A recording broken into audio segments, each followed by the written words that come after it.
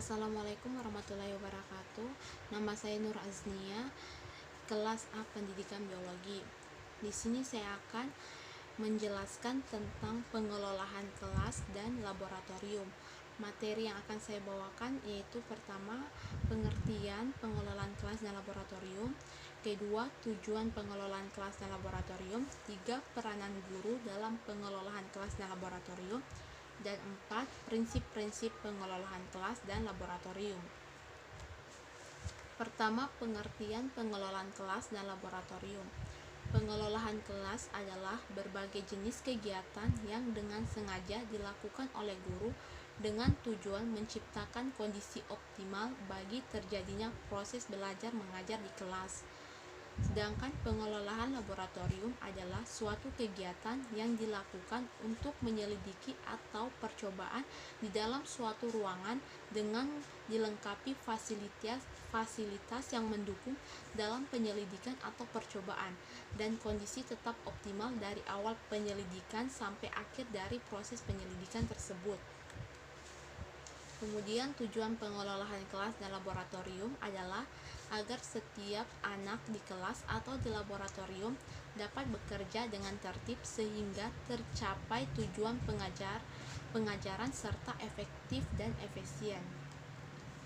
Kemudian peranan guru dalam pengelolaan kelas dan laboratorium. Pertama adalah guru sebagai demonstrator, di mana guru sebagai demonstrator dapat diasumsikan guru sebagai tauladan bagi siswanya dan contoh bagi peserta didik. Kemudian guru sebagai evaluator, di mana evaluator atau menilai sangat penting adalah rangkaian pembelajaran, karena pembelajaran pada akhirnya adalah nilai yang dilihat dari kuantitatif dan kualitatif. Kemudian guru sebagai pengelolaan kelas dan laboratorium. Guru sebagai pengelolaan kelas agar anak didik betah tinggal di kelas dengan motivasi yang tinggi untuk sentiasa belajar di dalamnya. Beberapa fungsi guru sebagai pengelolaan kelas: merancang tujuan pembelajaran, mengorganisasikan beberapa sumber pembelajaran, dan memotivasi, mendorong, serta menstimulasi siswa. Kemudian guru sebagai fasilitator,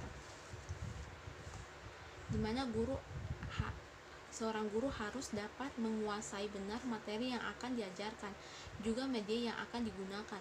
Bahkan lingkungan sendiri juga termaksud sebagai sumber belajar yang harus dipelajari oleh seorang guru. Kemudian prinsip-prinsip dalam pengelolaan kelas, yaitu pertama, hangat dan antusias.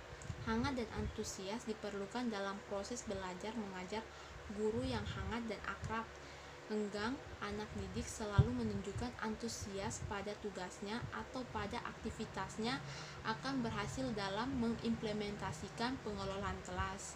Kemudian tantangan, penggunaan kata-kata, tindakan, cara kerja, atau bahkan bahan-bahan yang menantang akan meningkatkan gairah anak didik untuk belajar sehingga mengurangi kemungkinan munculnya tingkah laku yang menyimpang. Kemudian bervariasi, penggunaan alat atau media atau alat bantu gaya mengajar guru, pola interaksi antara guru dan anak didik, mengurangi munculnya gangguan. Kevariasian dalam penggunaan apa yang disebut di atas merupakan kunci untuk tercapainya pengelolaan kelas yang efektif. Kemudian penekanan pada hal-hal yang positif. Pada dasarnya, dalam mengajar dan mendidik, guru harus menekankan pada hal-hal yang positif dan menghindari pemusatan perhatian anak didik pada hal-hal yang negatif. Penekanan tersebut dapat dilakukan dengan pemberian penguatan yang positif dan kesadaran guru untuk menghindari kesalahan yang dapat mengganggu jalannya proses belajar mengajar. Kemudian penanaman disiplin diri. Tujuan akhir dari pengelolaan kelas adalah peserta didik dapat mengembangkan disiplin diri sendiri.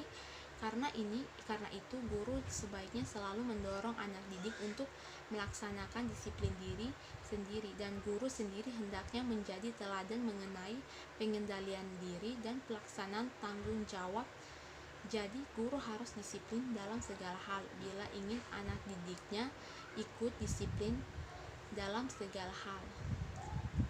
Sekian dari materi saya tentang pengelolaan kelas dan laboratorium. Sekian, terima kasih.